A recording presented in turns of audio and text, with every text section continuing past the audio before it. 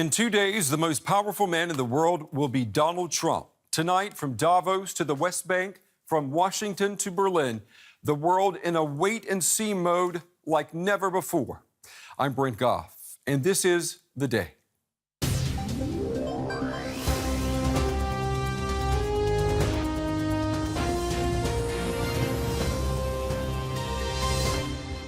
I'm very proud of everybody, the cabinet members. We have put together a team, I think the likes of which has never been assembled before. Inviting us over to his ceremony is an indication that the relationship is going to be different. When you have a dialogue, when you have a tight relationship, the sky is the limit. I mean, the jury is not even yet convened, so we will have to wait and see. With the inauguration of the new US president, we're facing a challenge for international order.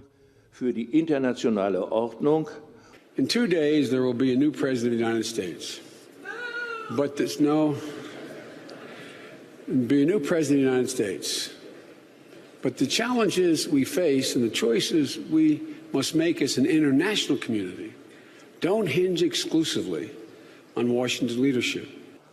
In his last speech as US Vice President here in Davos, Joe Biden fires a final parting shot at Trump and Russia. I'm Helena Humphrey at the World Economic Forum. The Day with Brent Goff starts now. Well, welcome to the program, everyone. We begin the day with a world about to be trumped. Donald Trump's inauguration is 2 days away. An American transition of power unlike any ever seen before, because the feelings surrounding the next U.S. president are as extreme, as polarizing, as divisive as any in living memory. A new poll today showed Trump's approval rating before taking office the lowest ever recorded. Now compare that to outgoing President Obama, whose approval rating is the highest it's ever been. And this stark difference was not ignored earlier at Obama's final press conference. But there's a difference between that normal functioning of politics and certain issues or certain moments where I think our core values may be at stake. I put in that category if I saw systematic discrimination being ratified in some fashion. I put in that category explicit or functional obstacles to people being able to vote, to exercise their franchise. I'd put in that category institutional efforts to silence dissent or the press. Well, Obama will not leave the White House, touting his success in bringing the Israelis and the Palestinians closer to peace. Now, depending on whom you ask, relations between Israel and the U.S. are either lukewarm or frosty. Relations hit the ice last month when Israeli Prime Minister Benjamin Netanyahu accused Obama of colluding with the Palestinians in a UN resolution against Israel's settlement policy. Now compare that to Donald Trump, who has promised to be more pro-Israeli and to move the U.S. embassy from Tel Aviv to Jerusalem, a move opposed by more than just the Palestinians. Trump and Mideast peace. We're going to debate that in just a moment, but first we have this report from New York. Just before Christmas, 14 out of 15 countries at the UN Security Council voted to condemn the construction of Israeli settlements in the occupied West Bank. And for the first time ever, the US abstained. Israeli Prime Minister Benjamin Netanyahu was furious. Friends don't take friends to the Security Council. Netanyahu now hopes things will change under President-elect Donald Trump. During the election campaign, Trump often made pro-Israeli remarks, just like in this video message to Jewish Americans living in Jerusalem. My administration will stand side by side with the Jewish people and Israel's leaders to continue strengthening the bridges that connect not only Jewish Americans and Israelis, but also all Americans and Israelis. One of his pledges is to move the American embassy to Jerusalem, one of the biggest shifts in US foreign policy in decades. That's because the status of Jerusalem, with its western, mostly Jewish part and eastern, predominantly Arab part, is internationally disputed. And that's why every country has its embassy in Tel Aviv. Well, I'm joined now at the big table by Akram Baker. He's a Palestinian analyst based here in Berlin and a former communications advisor to the Palestinian Minister for Jerusalem Affairs. It's good to have you here at the big table, Akram. And from New York, I'm joined by Jack Rosen, chairman of the American Jewish Congress. Jack, it's good to have you on the day. Let me start with you. Earlier this week, there was a Mideast Peace Conference in Paris, and Israeli Prime Minister Netanyahu was quoted as saying that this conference is among the last twitches of the world of yesterday. Tomorrow will look different, and that tomorrow is very close. Is Israel betting everything on Donald Trump? I think they're betting that Donald Trump will change the policies of the Obama administration. And, I think Donald Trump looks around and sees a failed policy in the entire Middle East. Sees a failed policy between the Israelis and Palestinians, and he has been an agent of change, and I think he intends to go about this with a different approach. And I think clearly Prime Minister Netanyahu is looking for a different approach. And how would you describe that approach? What's it going to look like? Well, I think President-elect Trump has set out a few policy changes he intends to make. The most significant one is moving the embassy to Jerusalem after taking office. I think all president-elects have always stated that, and when they're in office, they often don't make that decision. But I think in this case, there's a likelihood that Donald Trump will go ahead and make that decision. I think Donald Trump does not look at the United Nations as the place to bring the peace process to some fruition. I don't think that he thinks that is the right platform. And I think he also will change policies of how he uses the United Nations. Well, how do you see this, Akram? I mean, is Donald Trump, is he a curse for the Palestinians? I think Donald Trump is a curse for Palestinians and Israelis alike, and for the whole world, to be honest with you. Donald Trump and his stated policies, which are none. I mean, he says he's going to drain the swamp, and I think the only swamp he drained was in Lago Maro.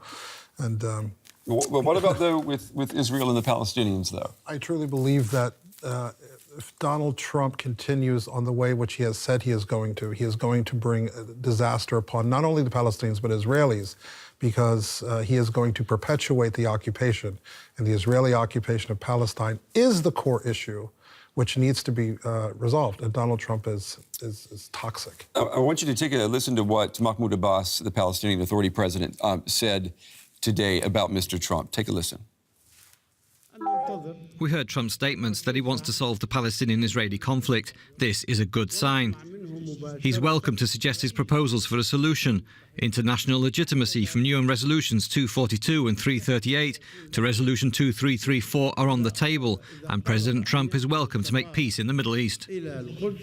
I mean, there he is naming those resolutions. Is that basically a dare? Does he expect Trump to ignore or respect those resolutions? I think neither. I think Mahmoud Abbas is a discredited leader who is simply looking to keep his position right now. He has done nothing to help the Palestinian people during this time. So who is President Trump going to talk to then? President Trump, if he really wants to bring peace to the Middle East, has to engage the Israelis and to show them that the only way that there's going to be peace for Israel and for the Israeli people is to end the occupation. And this has been going on for 50 years now. But who on the Palestinian side, though? I mean, who is the partner that he needs to put all of his capital in? There have to be new elections in Palestine among the Palestinian people to elect a new leader without any conditions, without saying this person can be involved, this person can run for president or not. It has to be open. But unfortunately, I don't think they're going to do that. Jack, what do you think about the son-in-law of President Trump being sent in to broker peace in the Middle East? Of course, I'm talking about Jared Kushner. Do you have faith in Mr. Kushner bringing about a miracle? Well, I hope it doesn't take a miracle to get peace in the between the Israelis and Palestinians. I think most Israelis and certainly most American Jews want to see peace, prefer a two-state solution, but they don't want to go back to the same old thing. Mr. Baker refers to, the Israeli-Palestinian problem again, igniting all of the difficulties in the Middle East. They didn't ignite ISIS, and they didn't ignite Syria, killing 500,000 people. So, I think what we all think is it takes a new approach. The United Nations resolution, took a step in what we believe is the wrong direction. It has taken the international, policy for the peace talks where both parties would sit down together and resolve the issues, and decided to make the decisions unilaterally at the United Nations. I think you could expect that that is going to get a response, both from Americans who are big supporters of Israel and from Israelis. You can't expect that suddenly the United Nations, 15 countries, remove the sovereignty over the Jewish quarter in Jerusalem, over the holy sites, over the Western Wall, and not expect to ignite some response. Now, thankfully, Americans and Israelis respond through words and not through violence. But you could expect that both the president-elect and maybe through Jared Kushner and Israelis will respond. We ourselves, who have always thought that the two adults in the room, America and Israel, were best suited to decide when and if to move the embassy. However, after this UN resolution, which infuriated everybody, we called for the embassy to move to to the Jewish quarter of East Jerusalem, as a means of saying to the United Nations, the international community, that that is part of the capital of Israel. Let me interrupt you right there and ask Akram, what does moving the embassy from Tel Aviv to Jerusalem, what does that do to further the cause of peace? It will, not only will it not further the cause of peace, it will absolutely put a nail in the coffin of any hopes that we've had.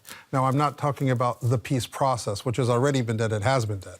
If we do that, as an American, if we move the embassy to Jerusalem, we can say goodbye to any hopes of any kind of peace. And putting Jared Kushner... And does that include the two-state solution? The two-state solution is very close to death. I personally don't believe in it anymore.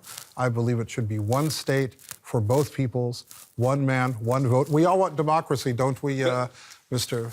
Well, let me just pull Rosen. in. Jack, what do you think? Is the two-state solution, is it going to, completely die under a Trump presidency? I don't think so. I think President-elect Trump will be, governed by the same, desire to achieve peace, by the same understandings of why a two-state solution is. But what about the ambassador then, Jack? The ambassador that's been appointed by Mr. Trump doesn't support the two-state solution. That's not a good sign at all, is it? I have respect for the ambassador and Donald Trump's choice of the ambassador. On the other hand, policy is going to be made in the White House, where President-elect Trump will be surrounded by a lot of advisors who know the Middle East quite well, and who I think will, find a balanced approach. I think it'll be more pro-Israel than President Obama's approach, at least in the interaction with Bibi Netanyahu. Okay. And I think that they will take into consideration all of the concerns that Mr. Baker has stated, all the concerns about threats and more violence. Mr. Baker, before we say goodbye, we're running out of time, Jack. Very, very briefly, though, we're running out of time. Just a quick question. Do you believe that Mr. Trump believes in ending the Israeli occupation and being pro-Israel? Does that mean pro-occupation? And what is your take on that, Mr. Rosen? Well, that's going to be for the next show. I don't think we're going to talk about both of those things. There's plenty to talk about. Gentlemen, both of you, thank you very much. Jack Rosen, I'm chairman of the American Jewish Congress in New York. And, of course, right here at the big table, Akram Baker, Palestinian analyst. Thank you to both of you. We appreciate it. Thank you. Thank you.